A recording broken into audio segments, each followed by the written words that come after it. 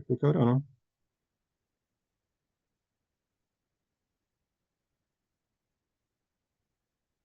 ¿Y ahora se escucha? Ya. Ya.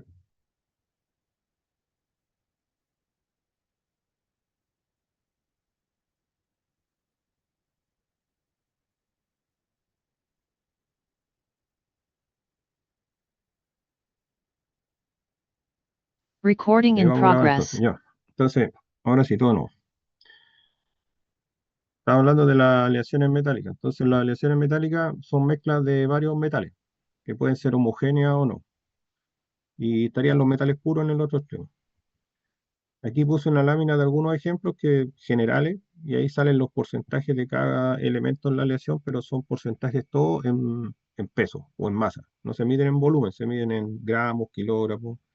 Entonces, cuando dice 98 aluminio, 1,25 manganeso, significa que en 100 gramos hay 98 grados de aluminio y 1,25 manganeso.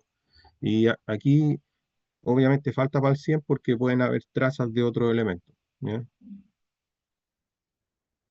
La solución sólida, que es una de las claves de las aleaciones, no de todas, porque no es obligatorio que la aleación sea completamente soluble, pero sí es importante que exista para ciertos tipos de propiedades. La solubilidad sólida es un fenómeno a lo mejor que no es tan conocido porque uno está acostumbrado a la solubilidad de sólido en líquido. Por ejemplo, café en agua, azúcar en agua, sal en agua, cosas de ese estilo. Pero yo, la idea aquí es que voy a hablar de, por ejemplo, disolver zinc en cobre o estaño en cobre, ¿sí? O plomo en cobre o a lo mejor cobre en plata, cosas así. Y eso puede ocurrir bajo ciertas condiciones como puede que no ocurra. ¿Ya? Puede que dos metales no sean solubles a temperatura ambiente y a lo mejor con cierto grado de temperatura y con porcentajes muy chicos podría ser soluble.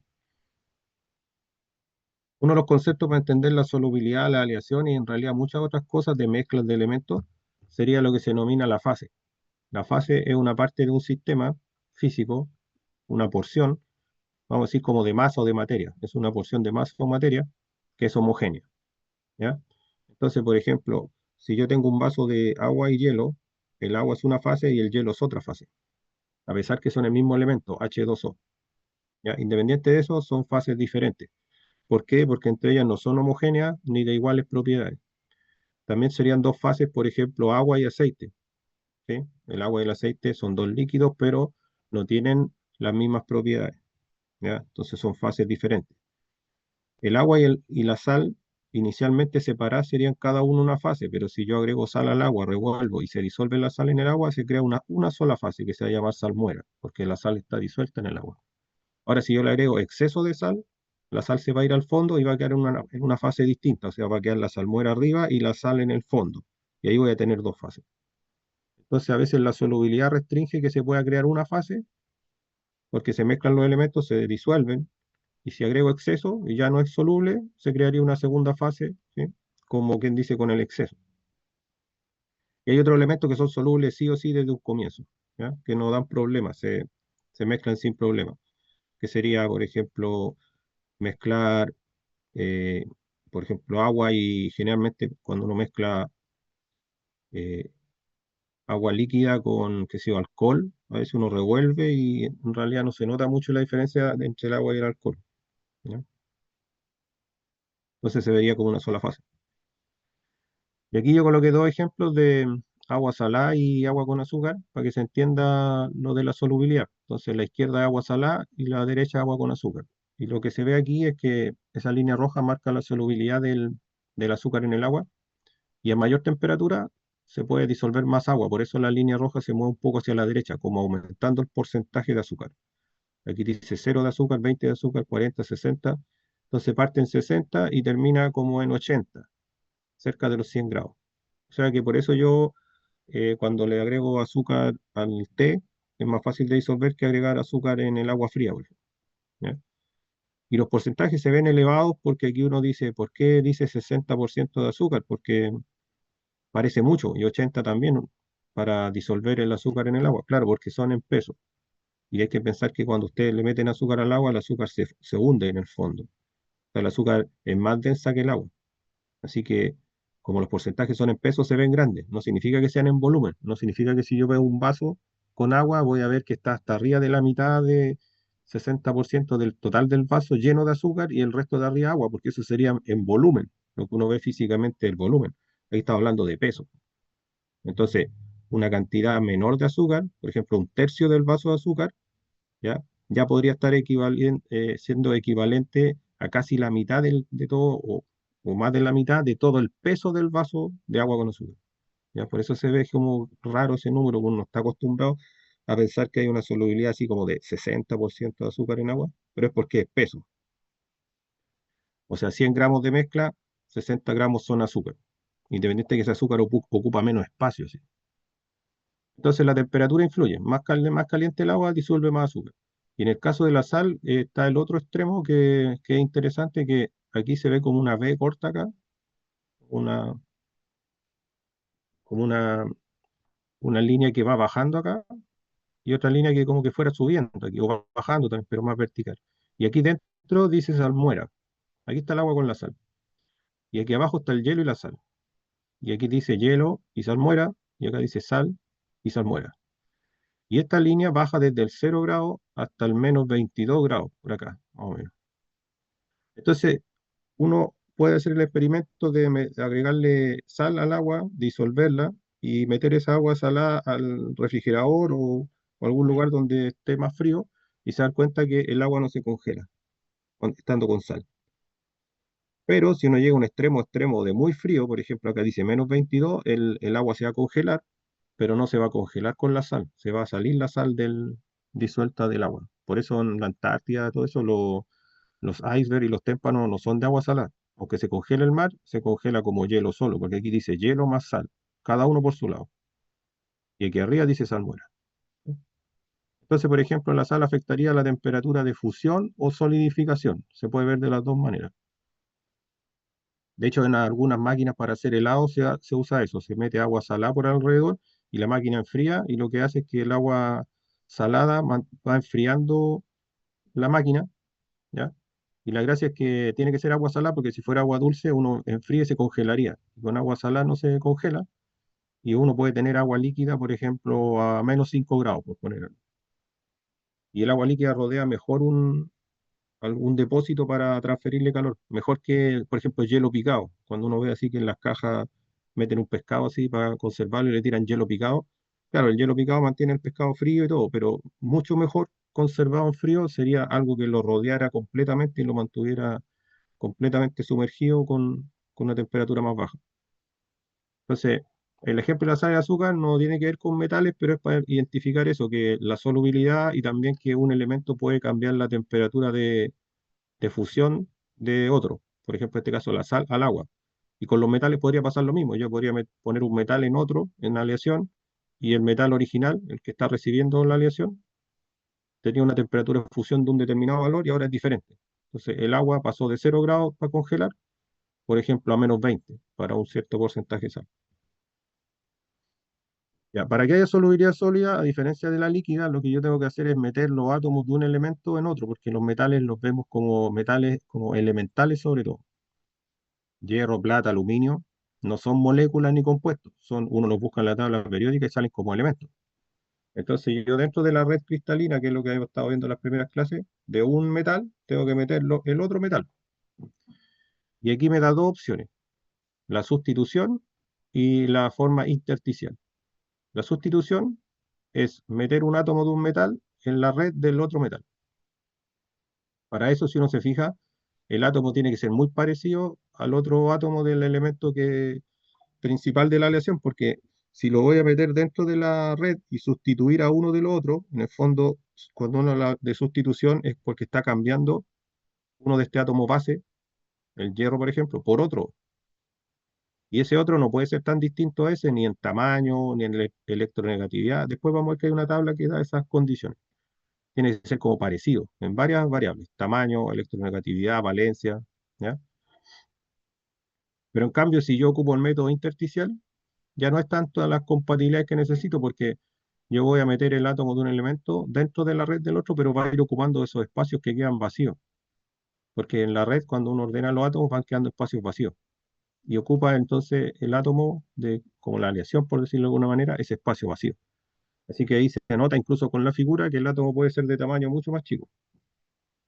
Y aquí en vez de hierro y carbono dice, por ejemplo, los semiconductores pueden tener silicio que se le agrega fósforo o boro, ¿ya? Porque el silicio es la base, por ejemplo, de la mayoría de los semiconductores, pero el silicio por sí mismo funcionaría como un metal aislante, aunque suene raro, porque tiende a formar enlaces covalentes. Y estos elementos que se meten entre medio son los que se le llama dopado cuando se agregan, son los que van creando la característica de semiconductor, para que sea semiconductor, o sea, para que conduzca la electricidad bajo ciertas condiciones y aísle en otras condiciones. Sin esos elementos entre medio, el silicio no funcionaría como semiconductor. No, sería un metal, sí, pero no funcionaría bien como conductor. Bueno, el cobre con el níquel es un ejemplo que aquí yo lo puse con colores porque es por sustitución, pero además se da algo que vamos a ver en los gráficos después, que el cobre con el níquel son solubles completamente. O sea, yo puedo mezclar cobre y níquel en los porcentajes que yo quiera y se van a comportar como una red única, como una única fase. O sea, son solubles en estado sólido. No todos los metales tienen esa compatibilidad, pero el cobre con el níquel la tienen, así que no tienen problemas de poder disolverse.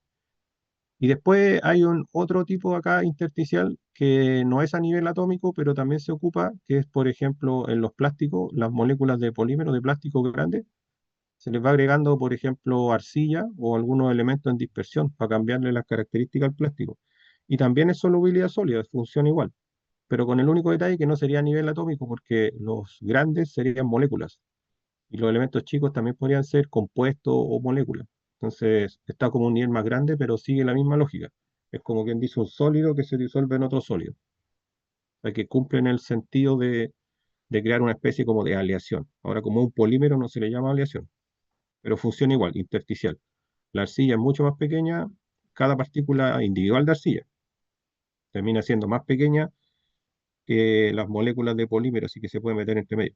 Y queda un polímero con características diferentes al polímero puro. Luego tenemos lo que sean las reglas de Hum-Rothery para soluciones sólidas, sobre todo en metales que usan el método sustitucional. Entonces, por ejemplo, aquí el silicio con el germanio tienen estas reglas, dicen sus radios atómicos en nanómetros son súper parecidos, tienen 4% de diferencia. O sea, las esferas que se veían ahí en la figura son casi del mismo tamaño. Lo otro es que el silicio y el germanio tienen la misma estructura cristalina, o sea, cuando se ordenan con una red igual. Así que tienen ya dos similitudes entre ellos. Luego su electronegatividad son prácticamente, no son iguales, pero son poca diferencia, 0,19%. Eso también ayuda porque cuando la electronegatividad de dos átomos es muy diferente, el, el átomo que es más electronegativo con respecto al electropositivo le empieza como a robar los electrones al otro. Y cuando empieza a robar los electrones, tienden a formarse iones. Y los iones generalmente no forman redes cristalinas, forman enlaces iónicos, ¿ya? Y no tienden a tener la estructura cristalina. Entonces, igual es importante que la electronegatividad no sea tan distinta. Y ambos tienen la misma valencia.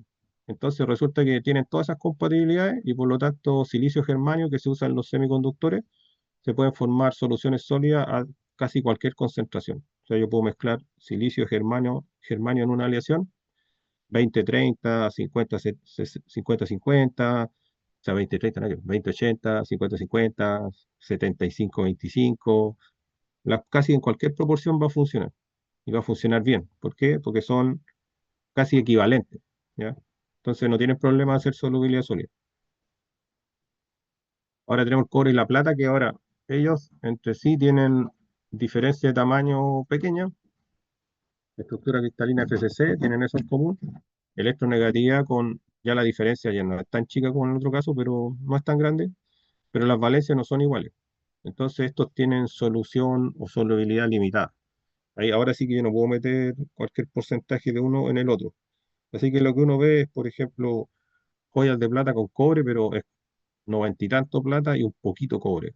Igual no se disuelve. Ya ahí vamos a ver el diagrama fácil, no se disuelve. Se usa para que la joya sea más resistente, ¿no? O a veces en algunos casos al cobre se le agrega un poquito de plata para darle ciertas propiedades, pero no tienen una solubilidad a grandes porcentaje de cada elemento. Es muy baja y de hecho, además de baja, se da en ciertas condiciones de temperatura, ¿no? Y aquí está una aleación que es la más, digamos, compatible y que aparece en casi todos los libros, que es el cobre con el níquel. Esa aleación se llama cupro-níquel. Y aquí hay un gráfico de porcentaje de níquel en cobre. Hay una temperatura en grados Celsius, una temperatura en Fahrenheit. Aquí arriba está el líquido, es decir, que el metal está fundido. Aquí abajo está el sólido, ¿sí? Y aquí entre medio está el sólido más el líquido, en esta línea de acá. O sea, entre estas dos líneas. Y a esta que está aquí le dicen solidus y liquidus. Eso es como que viene como del latín, pero también en algunos libros le ponen línea líquido y línea sólido. Esta letra A o alfa que se ocupa, normalmente se ocupa la letra alfa, más que la A. Pero hay libros que usan la A o la alfa, es como indistinto, pero la mayoría trata de usar las letras griegas, sería alfa. Ese alfa que está acá da a entender que en toda esta zona hay una sola fase que se llama A o alfa. Y esa fase está compuesta de cobre y níquel en la composición que yo quiera leer. Por ejemplo, 60 de níquel sería 40 de cobre. Y si me paro aquí, por ejemplo, en 1100 grados, no, por ahí no, 1150, que sea por ahí, yo tendría una pura fase que se llama A. Quiere decir que los dos metales están unidos en un solo sólido. O sea, son solubles. Pero si yo ese mismo 60% de níquel en cobre, 60 níquel, 40 cobre, lo caliento, por ejemplo, a 1500 grados, el metal está fundido. Me dice que está líquido. Si yo me tiro hasta acá, al extremo de la izquierda, diría cero níquel. Entonces, en el fondo, es cobre puro. Y si me tiro al lado derecho, que dice 100% níquel, sería níquel puro. Si yo subo por el cobre puro, llego a ese punto y dice 1085 grados Celsius. Quiere decir que con 1085 grados Celsius se derrite el cobre. Si voy acá, que es 100% níquel o níquel puro, dice 1453 grados Celsius. O sea, con 1453 grados Celsius se funde el níquel. Y los porcentajes intermedios tienen temperaturas de fusión diferentes que son más grandes que el 1085 y más chicos que el 1453, en esa línea de ahí. ¿Sí?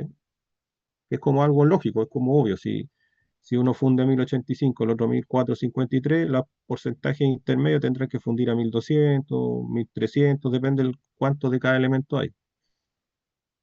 Pero además se da una cosa aquí. Se forma esta área que da a entender lo siguiente. Supongamos que yo subo por 40% de níquel y 60 cobre. Voy subiendo y calentando la aleación, llego a esa línea y se empieza a derretir. Pero mientras se derrite, entro acá y hay una parte derretida y una parte que todavía está sólida. Entonces, mientras no siga subiendo la temperatura y llegue hasta esa línea y la supere, no, recién logro derretir toda la aleación o fundirla. Entonces, aquí entre medio existe el líquido y el sólido. Esto que parece como eh, tan como muy obvio que a lo mejor uno dice, sí, es lógico que no se derrite de golpe y todo. Hay que tener ojo que hay un detalle que es diferente esto a un metal puro. En un metal puro, por ejemplo, si fuera solo cobre, lo que ustedes van a ver, que si el cobre funde a 1085, supongamos que tienen el cobre a 1000 grados, ¿verdad? Sí o sí es sólido, sí o sí es sólido. Si tienen el cobre puro a 1200 grados, sí o sí es líquido. Pero cuando ustedes están a 1085 grados Celsius en el cobre, lo que ustedes van a ver es que están con un horno agregando energía, calor, llegan a los 1085 grados y van a tener cobre sólido a 1085 grados a punto de fundir. Luego agregan más energía y el cobre empieza a fundir. Y en algún momento van a tener cobre sólido aún y cobre fundido ya. Y ambos a 1085 grados. Hasta que todo el cobre se convierta en cobre líquido a 1085 grados. Y luego que todo el cobre se convirtió en cobre líquido a 1085 grados, recién van a subir a 1086 grados Celsius. Mientras no se derrita todo, no sube la temperatura. Lo mismo que le pasa a una olla con agua, a presión atmosférica. Llega a los 100 grados Celsius, se empieza a evaporar y no va a subir de los 100 grados Celsius.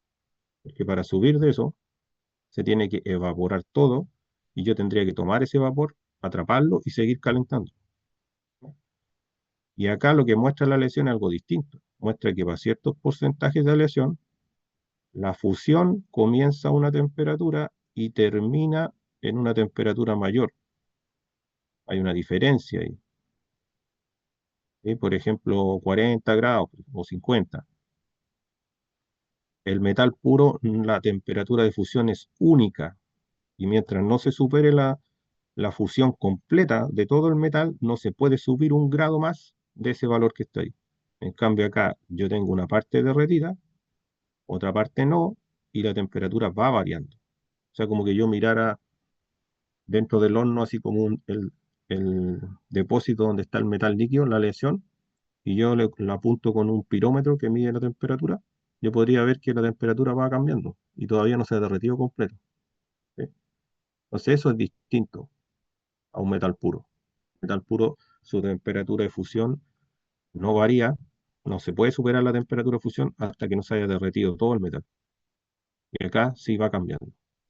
Y que eso es como lo novedoso de la aleación.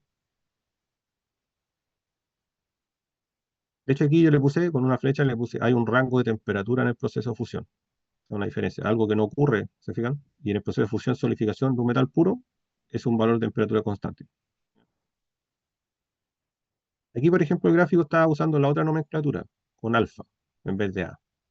El líquido normalmente en cualquier aleación siempre le ponen L, ¿ya? Y otra cosa que tiene el líquido, uno no analiza como la solubilidad de un metal y otro metal en forma líquida, porque en realidad, como quien dice, no tiene gracia. Yo puedo mezclar tres, cuatro metales en los porcentajes que yo quiera, y si está todo derretido, sí o sí van a ser solubles. La gran gracia es ver si son solubles sólidos. Eso no siempre pasa. Pero en líquido siempre van a ser solubles. Por eso el líquido no tiene ningún nombre especial, se llama L, ¿no? En cambio, el sólido se le da una letra, por ejemplo, alfa, y después vamos a ver más adelante que se puede ser alfa, beta, gamma, más letras griegas, porque pueden haber varias fases sólidas, ¿ya? El líquido siempre es una sola fase, líquido, punto. Y ese líquido está compuesto de lo que sea. Y aquí lo que se trata de mostrar es que si yo parto desde aquí arriba y avanzo por una línea vertical, lo que yo estaría avanzando es por el mismo porcentaje de aleación siempre. Entonces la línea vertical es un porcentaje fijo de aleación, sería una isocomposición. Y las líneas horizontales serían temperaturas constantes, o sea, serían isostemperaturas. ¿Ya? Y aquí lo que trata de mostrar con la figura, con esa parte que se ve blanca y después se ven como unas formas acá, es que si yo me paro aquí arriba, esto blanco da a entender que está todo líquido. Y a medida que yo pase esta primera línea y empieza a aparecer L más alfa, el alfa, que es lo que es, son como esas porciones de sólido ya, que se ve ahí. Y a medida que vaya enfriando más, el sólido va aumentando, hasta que cuando supere esa línea, todo el material es sólido. Y aquí muestra una cosa bien interesante, porque eso que parece como la forma, no sé, pues de una caparazón de una tortuga, algo así, es que eso pasa en la práctica. La solidificación comienza en distintos lugares que hay, vamos a decir, como puntos de inicio o de nucleación que va creciendo el sólido. Aquí los pusieron dispersos, pero generalmente el sólido comienza como en las paredes o en el fondo o en la superficie, depende de donde se transfiera calor más rápido, donde se enfríe más fácil. No necesariamente como se ve ahí, como que están como flotando las partículas de sólido. Normalmente parten en las paredes o lugares así que se enfrían más rápido. Y a medida que ese sólido va como creciendo, bueno, en realidad cuando se va enfriando, el sólido como que va aumentando y como que el sólido como que se va comiendo al líquido, como quien dice. Cada vez va aumentando más. De hecho, uno a veces lo ve cuando pone una cubetera con hielo y va cada rato a mirarla si se congeló y va a ver que primero tiene como una costra de hielo encima y por los costados. Y en el núcleo todavía queda agua líquida. Y a medida que uno va pasando el tiempo, como que cada vez el hielo crece, crece más hasta que eh, termina incorporando todo el agua líquida y se convierte todo en hielo. Pero en este caso lo que da a entender que como partió en hartos lugares al mismo tiempo, cuando ya se une el sólido no es perfecto, perfecto, sino que como que hay varias partes de sólido unidas. Al final, si lo pensamos con la analogía del hielo, es un hielo completo. Sí, está claro, todo sólido. Pero esto da a entender que en cada lugar que partió fue generando su propia estructura cristalina con su propio orden. En el otro lado, aunque tenga la misma estructura cristalina y el orden, no se alinean perfecto todos los planos y todas las, digamos, las direcciones cristalográficas. Pueden quedar así como se ve aquí, como zonas diferenciadas. Ahora, todo sí es el mismo metal. Todo esto es un mismo metal. Y esto que muestra acá la imagen hay que pensarlo a nivel muy microscópico, porque si yo miro desde lejos la aleación, para mí es un metal homogéneo, de una sola forma, de un solo color, de una sola propiedad. A nivel muy micro, yo notaría esto. Y creo que una vez lo expliqué, que es como que pensarlo como si yo empezara a hacer una pared de ladrillo en un lugar de la ciudad y otra persona partiera en otro lugar de la ciudad con la pared de ladrillo y después tuvieran que juntarse al medio y que las dos paredes alinearan perfecto y los ladrillos quedaran todos alineados como si fuera un solo muro. Eso es súper difícil, entonces acá también, donde empieza a solidificar cada sector, va ordenando, pero después cuando termina de solidificar todo, no quedan todas las redes cristalinas perfectamente alineadas, entonces se crean como estas zonas de límites. Y a eso, por ejemplo, le llaman los límites de grano, y a esto le llaman los granos. Y casi todas las lesiones va a pasar eso. ¿Sí? Y de hecho le dicen son policristalinos. ¿Sí? Si yo quisiera todo perfecto como monocristal, eso es súper difícil de obtener una aleación. Las únicas aleaciones que logran eso son las que se hacen en laboratorios controlados y en cantidades chicas, por ejemplo, para las cosas electrónicas, que logran solidificar todo, como quien dice, de una sola vez y con un orden perfecto. Pero cualquier material de un cierto tamaño ya visible, aunque sea una bolita chica que yo vea, igual va a quedar así como se ve aquí. Tiene que ser demasiado controlado el proceso de solidificación para que sea un monocristal perfecto. Y todas las redes cristalinas, todas perfectamente alineadas. Ya, después lo que está es un concepto que se llama la regla de la palanca inversa para obtener las fases, que he explicado así a grandes rasgos para que se entienda. Yo, por ejemplo, acá en este caso dice que tengo, pongamos, 50% de níquel, ¿ya? Y una temperatura de aproximadamente 60, 70, 80, 1290 grados Celsius. Ahí. Ese es mi punto en el gráfico. Ese que está ahí, con el cursor. Si yo a esa misma temperatura avanzo hacia la izquierda, voy a llegar ahí. Y si avanzo hacia la derecha, voy a llegar acá. Si avanzo a la izquierda y llego aquí, por este lado está el líquido. Si avanzo hacia la derecha, hasta ahí, por este lado está el sólido. ¿Sí? Entonces me dicen, mira, usted tiene 50% de níquel a 1290 grados Celsius. Si proyecta su isoterma, que es la línea horizontal, va a cortar, por ejemplo, al líquido, vamos a decir, en unos 44%. Y va a cortar aquí, donde está el sólido, en un 56%. Entonces, ¿qué quiere decir? Que yo cuando tenga aquí esa, esa aleación que tiene líquido y sólido al mismo tiempo, porque aquí en el medio hay líquido y sólido al mismo tiempo, con 50% de níquel, esa aleación, si yo midiera los componentes, tengo mitad y mitad de cada componente. Mitad níquel, mitad cobre. Pero el líquido que está ahí, si yo lo leo acá, tiene 44%, ¿no? Y el sólido tiene 56%. O sea, habría como quien dice, si uno ve como el caldo, que sería el líquido, tiene 44%, ¿no? Y las papas, si pensamos que es como una sopa, las papas que serían el sólido, tienen 56%. O sea, la composición del líquido y del sólido no son los mismos porcentajes. Y la mezcla completa hace 50%, porque es el punto que yo estoy leyendo, 50%. ¿Ya?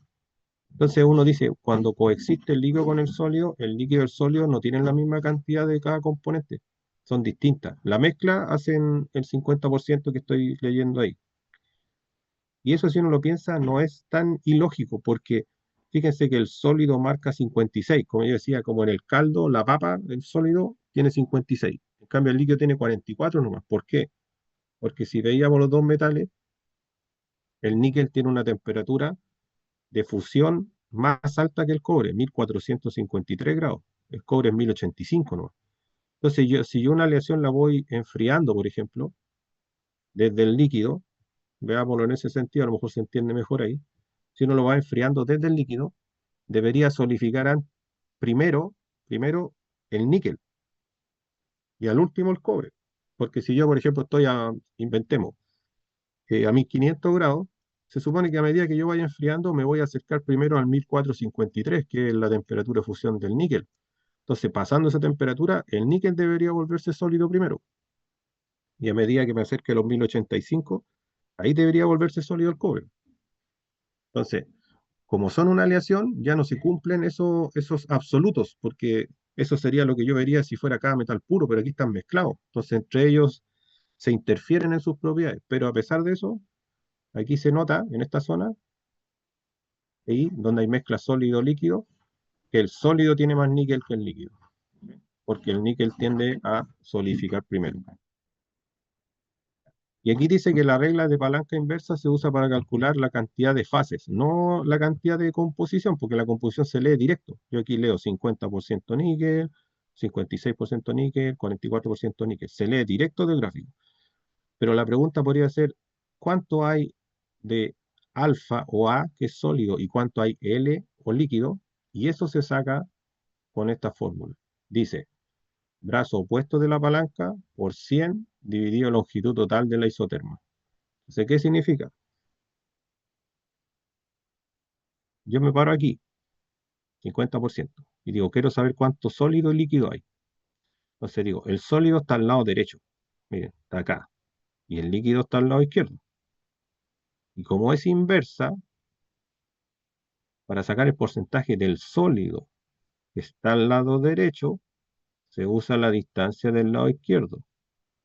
Entonces aquí dice, el sólido es igual a B partido A más B. B se llama este largo de acá, A se llama el de acá. ¿Sí? Entonces, es una cosa así que uno dice, pero ¿cómo saco los largos y todo? Bueno, los largos se sacan restándonos. Pues si aquí yo dije que hay 56 y acá hay 44, hago la diferencia y digo, ya, aquí hay 12. Y si digo que ese es 50, diría, hay un tramo de 6, por ejemplo, y si el otro tramo también fuera de 6 de largo, los dos elementos que están ahí, cada uno tiene la misma cantidad. Pero si hay un lado más corto, que sé yo, de 3 y el otro de 9, ahí son diferentes. Y hay uno que es más y uno que es menos. Cuánto es más y cuánto es menos depende de el brazo de palanca que yo calcule. Y el brazo de palanca tiene que ser el inverso. ¿Ya? No sé si se entiende, pero bueno, generalmente esto es más conceptual porque no sé si pregunten en la prueba hacer cálculos de esto, pero así se determinan las cantidades de cada fase cuando uno entra al gráfico en una parte que haya dos fases. ¿Ya? Y por eso le llaman regla de la palanca inversa en algunos libros, porque ahí dice. Y le llaman palanca porque le hicieron una analogía así como que eso fuera un pivote y aquí hubiese un lado y otro lado, como en las palancas, que uno aplica una fuerza por un lado y una fuerza por el otro, y uno multiplica así como fuerza por distancia e igual a fuerza por distancia. Así como F1 por D1 es igual a F2 por D2, una cosa así. Solo que aquí eh, es como una división de el trazo dividido en el largo total, el otro trazo dividido en el largo total. Así se calcula.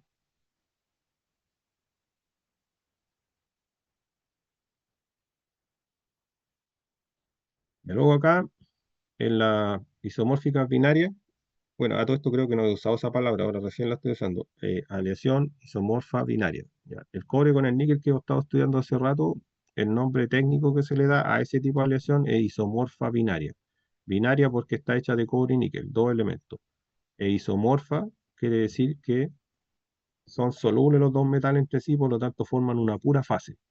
Y al formar una sola fase, uno habla de isomorfo, igual forma. Sería como la etimología de la palabra, pero en realidad eso igual forma se está refiriendo a que tienen una sola fase sólida, o sea, son totalmente solubles. Si otra aleación, por ejemplo, no fuera totalmente soluble, no tendría la palabra isomorfa, pero podría tener la palabra binaria si está compuesta de dos elementos. ¿Ya? Bueno, aquí está más o menos la misma idea, 35% de níquel, y a medida que uno va enfriando, va apareciendo el sólido. Y aquí está como el ejemplo de que yo les mencionaba. Por ejemplo, esta aleación de 35 níquel cuando empiezan a aparecer los primeros núcleos de sólido traen 46 de níquel, en cambio el líquido tiene 35, ¿no? Y a medida que van avanzando, los sólidos tienen, por ejemplo, 43, el líquido tiene 32, después el sólido recién tiene 35 ahí, y el líquido tiene 24, dice, hasta que al final todo es 35. Cuando era líquido, todo es 35%, y cuando ya es sólido completo, todo es 35.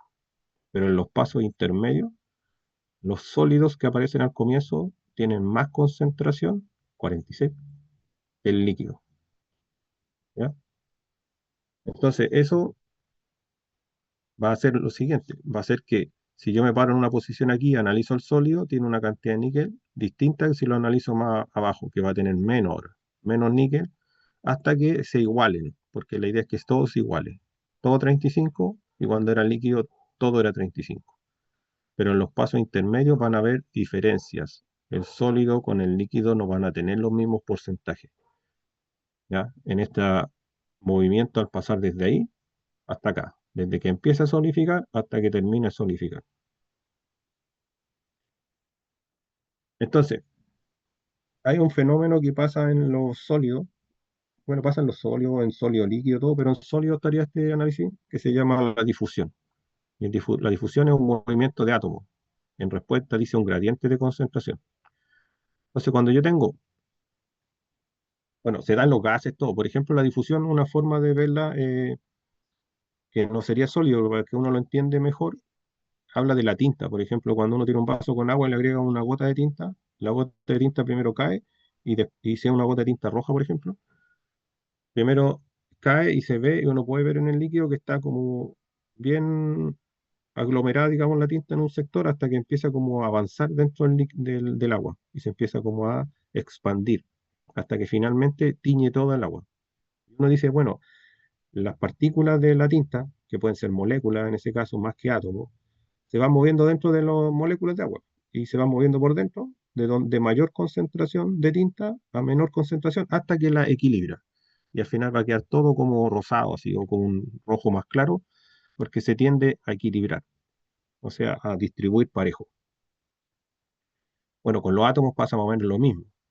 Si yo tengo una aleación donde en un sector de la aleación hay un 50% de un componente y en otros sectores hay 40%, los átomos deberían moverse desde el sector que hay de 50% al de 40%, tratando de buscar el equilibrio, o sea, tratando de llegar todo a una misma composición, ¿ya? Y ese movimiento de átomos se da producto de una ecuación o de un principio que se llama la primera ley de Fick, que es lo que está escrito acá. Y la primera ley de Fick dice que J, que es el flujo de átomos por área y por tiempo, es equivalente a la difusividad, que es la facilidad de que se puedan mover los átomos, moléculas dentro del sólido, multiplicado por la diferencia de concentración del elemento, en este caso pensemos que sea el níquel, con respecto a X. O sea, la ley de Fick está hecha en un eje, pero la difusión ocurre en los tres ejes al mismo tiempo, entonces, pero eso estaría calculado, digamos, en un eje. Y tiene un menos para que no dé negativo, porque de hecho funciona así.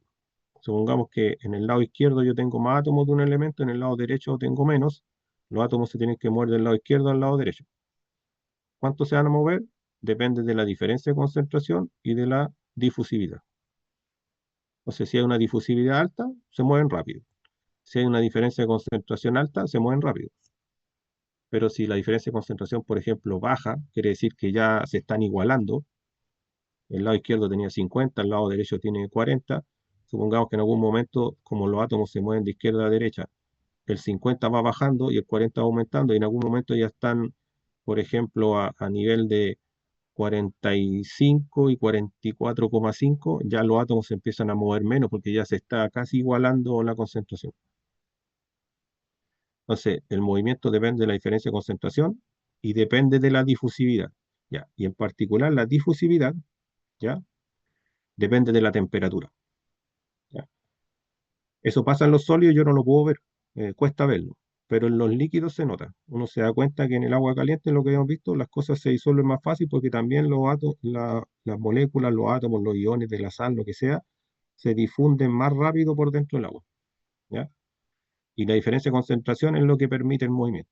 Entonces, si yo pongo una aleación que no está homogeneizada su composición, con el tiempo los átomos deberían moverse de donde hay más a donde hay menos, ¿ya? Y eso va a depender de la diferencia de concentración y también va a depender de la temperatura.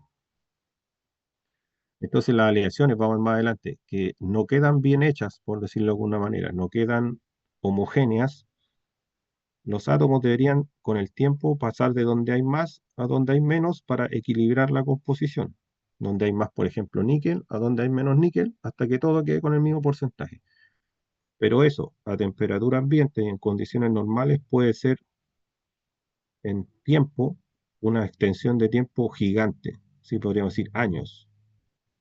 Entonces, como uno no puede esperar eso, lo que hacen normalmente, y vamos a ver después, es tomar la aleación y calentarla. Calentarla no excesivamente porque no la quieren derretir. Y con eso activan este coeficiente de difusividad, lo incrementan. Entonces ahí los átomos se empiezan a mover de donde hay más a donde hay menos hasta que se equilibre. ¿Ya? De hecho, aquí lo dice, la difusividad es impactada fuertemente por la temperatura. A mayor temperatura, mayor energía para el movimiento molecular y un incremento correspondiente de las tasas de difusión. ¿Sí? Entonces, por eso se calienta la aleación buscando que los átomos se muevan de la concentración más alta a la más baja para que se homogenice y quede todo con la misma concentración. Bueno, y también dice que depende de la red cristalina. Por ejemplo, dice que el carbono se difunde más fácil en una estructura cúbica centrada, BCC, que en una cúbica de cara centrada, FCC. ¿Ya? Dice, aunque esta estructura puede sostener un carbono más intersticial.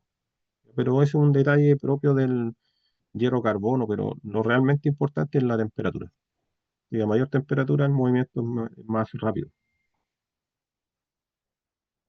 Entonces, aquí muestra también algunos fenómenos de difusión, por ejemplo, intersticial. Y, por ejemplo, esta molécula cuando es intersticial no le cuesta tanto para difundir, para pasar de donde hay más a donde hay menos, meterse por entre medio de los demás átomos. Entonces, supongamos a lo mejor aquí en este sector hay más de esas pelotitas chicas y tienen que pasar hacia el lado derecho y hacia abajo para tratar de repartirse homogéneo. Cuando es intersticial, se va metiendo entre medio, no le cuesta tanto. Pero cuando es sustitucional, por decirlo de alguna manera, cuando son prácticamente el mismo tamaño, el átomo se mueve por lo que se llaman las vacantes. Vacantes son espacios vacíos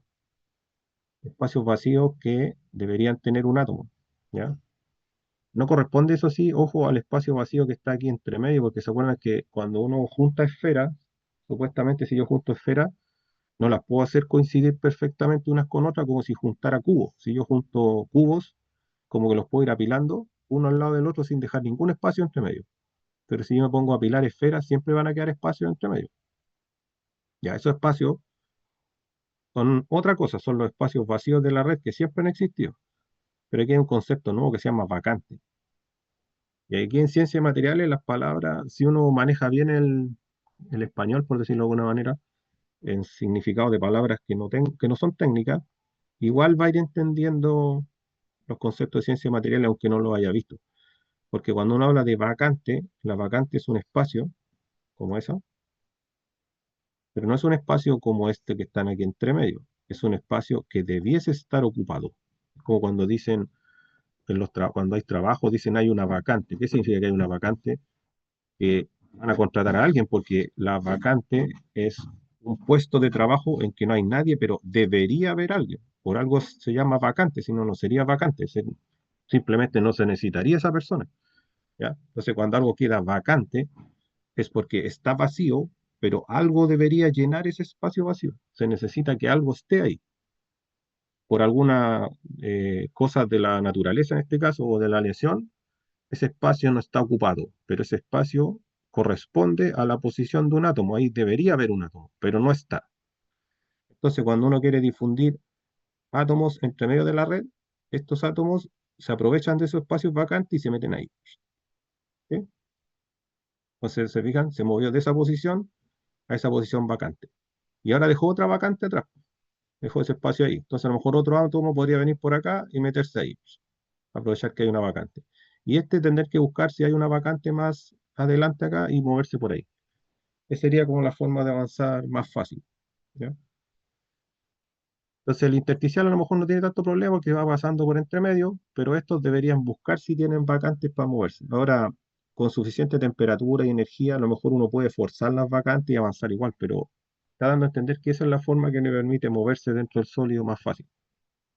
Aprovecharse esos espacios vacíos, entre comillas, pero vacíos que son vacantes, no vacíos que siempre han existido, como este que aprovecha los espacios vacíos que siempre han existido, se va metiendo como por entre medio.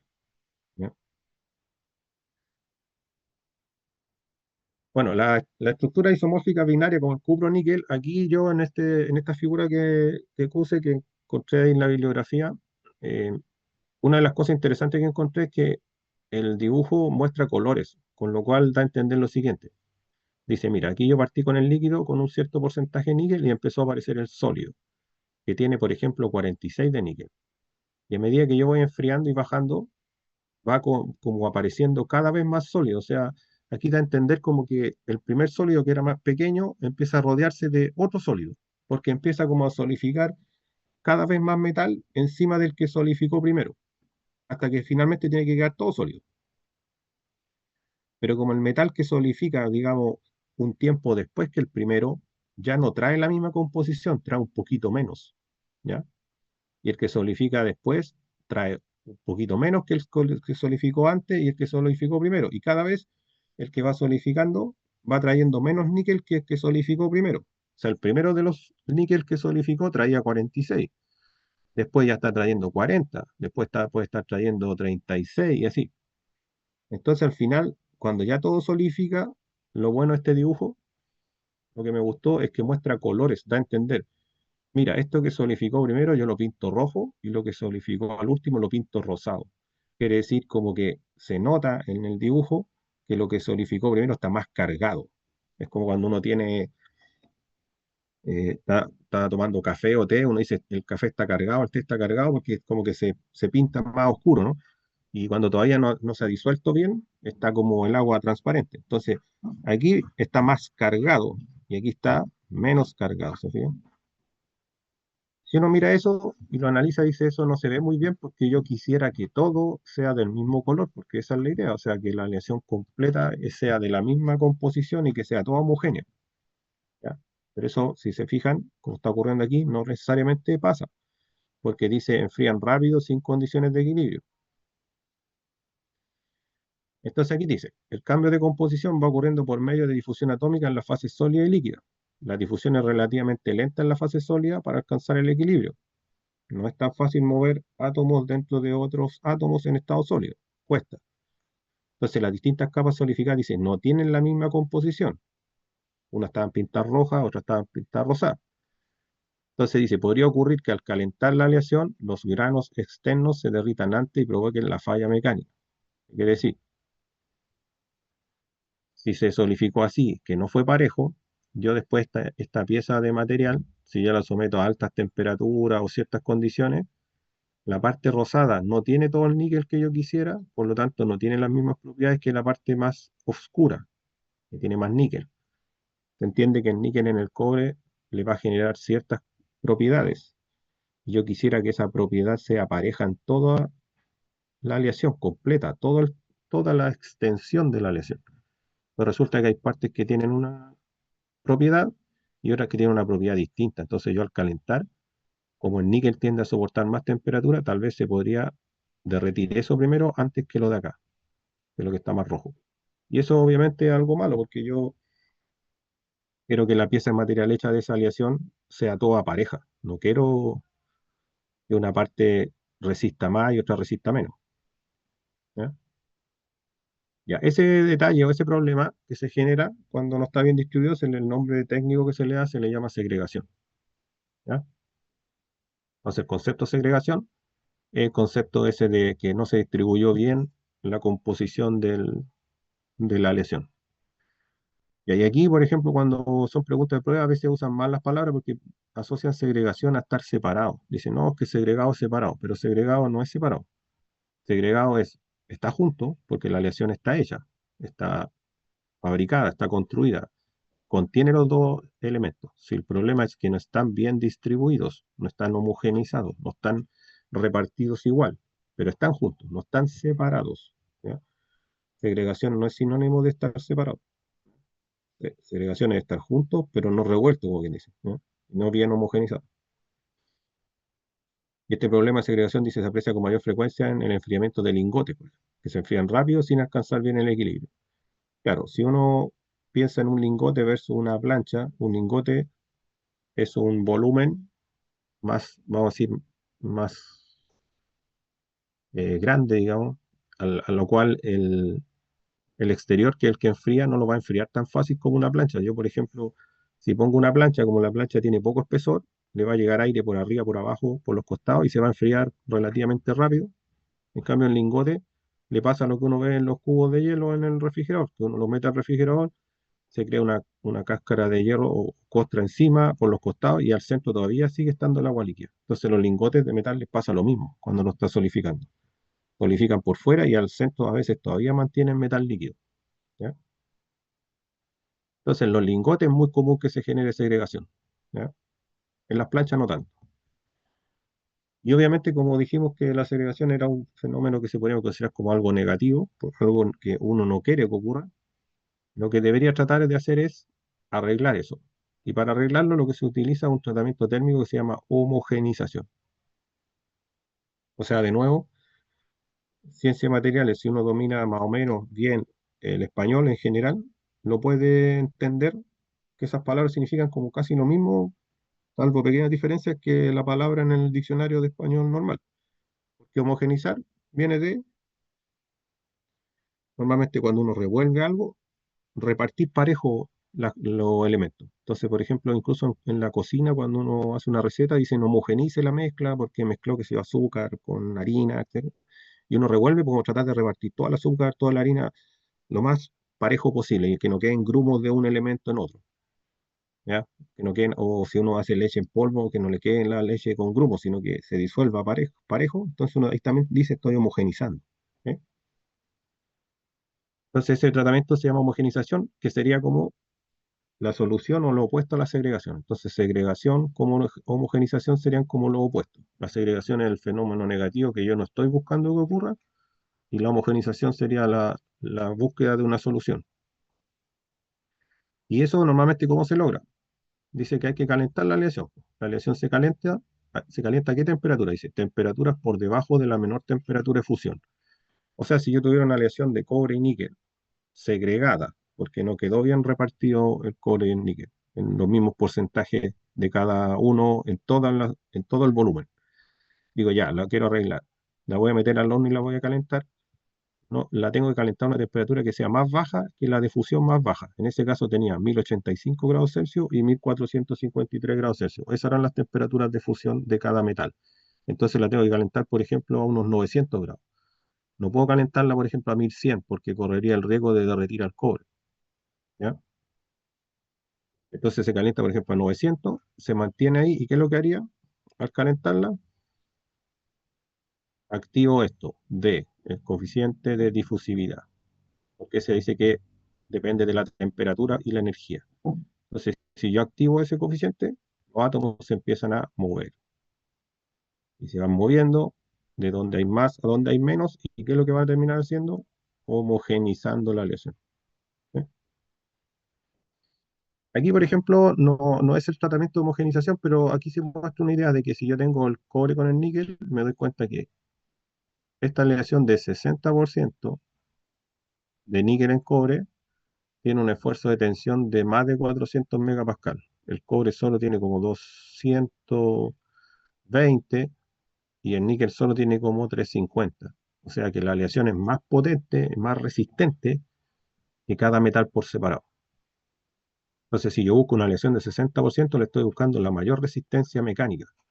Todo este esfuerzo en megapascal, millones de pascal, o sea, newton metro cuadrado. Le aplico, si yo digo, por ejemplo, 400 megapascal, ¿sí? Serían 400, vamos a decir, como millones de newton por metro cuadrado, pero ese número se ve muy gigante. Entonces, otra forma de verlo más fácil, los megapascal, es llevarlo a newton milímetro cuadrado. Porque un megapascal, si uno hace la conversión, es equivalente a un newton sobre un milímetro cuadrado, no metro cuadrado. Entonces esto diría que aguanta 400 newton por cada milímetro cuadrado. Y aquí aguanta 200 newton por cada milímetro cuadrado, que es casi el doble.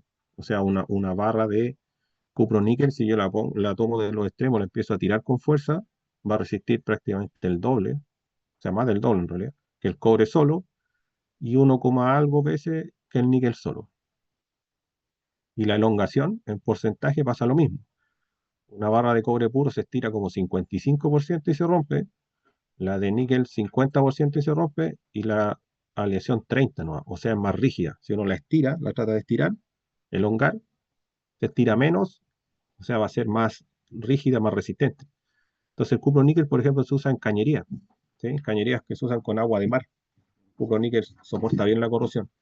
Entonces la cañería de cupro-níquel aguanta mucho más presión y es mucho más resistente que una cañería de cobre sola o una de níquel sola, ¿ya? Y eso muestra como la importancia de las aleaciones, pues. Uno busca mejorar las propiedades. Y en este caso, obviamente, si yo quiero esa mejora de propiedades, no me sirve una cañería de cupro-níquel que haya quedado segregada, porque si queda segregada, no va a tener la propiedad que yo creo, va a tener propiedades distintas. O sea, si yo voy a la figura, voy a encontrar que estas partes rojas tienen una resistencia y las partes rosadas una resistencia diferente. Y yo quiero que toda la aleación tenga la misma resistencia, la que yo estoy buscando por cuando creé la aleación con algún motivo, ¿sí? En el fondo, yo cuando creo el cupro níquel lo creo con algún objetivo en mente, ¿no? Ya, vamos a plantear solo la empezada del sistema eustéctico binario porque lo vemos en la próxima clase presencial. Pero básicamente la palabra eustéctico es una palabra griega, ¿ya? Que significa facilidad de fusión, ¿ya? Y un sistema eustéctico binario, su forma de figura se ve así, que es como media rara, pero redondeando. Esta es una aleación de cobre y de plata. Aquí tiene el líquido, o sea, la aleación derretida. Y aquí abajo tiene el sólido, o sea, la aleación sólida, pero dice alfa y beta, que quiere decir que hay dos fases sólidas, no una sola. Dos fases sólidas significa que son dos porciones de materia homogénea con iguales propiedades en su extensión, o sea, la aleación existe, pero no se ve como una sola cosa. Es como que la forma más fácil de entender es como cuando uno tiene una galleta cookie, que podría decir, tiene la galleta y tiene los chips de chocolate. Ahora están juntos porque son la galleta. La galleta se llama cookie, es una sola cosa. Esa sería la aleación. Pero si uno lo analiza así desde el punto de vista de las fases, se nota la diferencia en que ahí está la galleta y el chip de chocolate como algo distinto. Ya pensemos que la galleta es alfa y el chip de chocolate es beta. Entonces, por ejemplo, en esta zona, aquí habría solo galletas, por eso. Ahí dice alfa. Aquí habría solo chip de chocolate. Aquí arriba le aplicaron tanto calor que se derritió todo. Aquí, por ejemplo, si uno ve, dice alfa más L. Ah, se derritió el chocolate, pero la galleta todavía está. Y en este otro extremo, se derritió la galleta y de alguna manera rara existe el chocolate con una parte derretida. ¿Y dónde está lo del eutéctico que está encerrado en un círculo? Aquí. Porque pasa una cosa como bien curiosa. Este metal que se llama cobre funde a 1085. Este metal que se llama plata funde a 953. Pero supuestamente aquí 71,9% de cobre en la plata, la temperatura que tiene ahí son 779 grados, o sea, se funde con menos temperatura que cada metal por separado. Por eso se habla que eutéctico, la palabra, significa facilidad de fusión. Ya el último va a terminar, que siempre hago esa aclaración, hay que entender que este gráfico es de la aleación, porque aquí, si yo les digo, tomen 71,9 gramos de cobre, o sea, no, 71,9 gramos de plata, 28,1 de cobre, así en forma de polvo, imagínense sean partículas de polvo, y le ponen así como un soplete, y lo tratan de derretir, no se va a derretir a 779, se va a derretir primero la plata a los 953 grados, luego con la llama se va a derretir el cobre a los 1085, ustedes derriten eso, le aplican que sea unos 1100 grados para que estén seguros que esté todo derretido, lo revuelven, se crea la aleación cobre-plata derretida, luego la enfrían, la dejan solidificar y ya como aleación, si ustedes la quisieran calentar y derretir, ahí se va a derretir a 779. ¿Ya? O sea, Cuando uno ya logró crear la aleación y ya está mezclado, es como que esos dos metales juntos, como que se debilitaran con respecto a la resistencia a la temperatura. Y se logran derretir a menos temperatura, 779, que lo que deberían derretirse, que sería 1085 para uno de los metales y 953 para el otro de los metales. ¿Sí? Eso igual uno le puede buscar a lo mejor utilidades, pero independiente si le busca utilidad o no, es algo que en la naturaleza ocurre, ¿no? Más allá de que me sirva o no que se derrita con menos temperatura, eso simplemente ocurre, está estudiado. Ahora, en algunas aleaciones eso le buscaron utilidad. En su momento había un eutéctico entre el plomo y el estaño, pero aquí está, que ya no se ocupa mucho porque el plomo ya no se ocupa prácticamente nada, el estaño sí. Y ese eutectio podríamos decir que servía, porque la soldadura de plomo-estaño se derretía a menos temperatura que el plomo y el estaño por separado. Entonces servía para que fuera más fácil soldar circuito electrónico, cosas así con esa soldadura. Hoy en día la soldadura plomo-estaño ya casi no se fabrica, ni para cañerías de cobre, nada. Se usa el estaño con otras aleaciones, porque el plomo ya, con la toxicidad, ya no se ocupa en casi nada. Antes se ocupaba en pintura, en un montón de cosas. Ahora prácticamente solo se usan las baterías de auto y aislación de radiación, cosas así. Pero ya no se usa ni en pintura, ni que aditivo de gasolina, ni en soldaduras de esa para electrónica, prácticamente nada ya. Así que ese sería un avance y ya en la próxima clase terminamos este tema y empezamos con lo que es el acero todo y vamos a, cuando estemos presencial, vamos a coordinar bien la fecha para las pruebas y todo.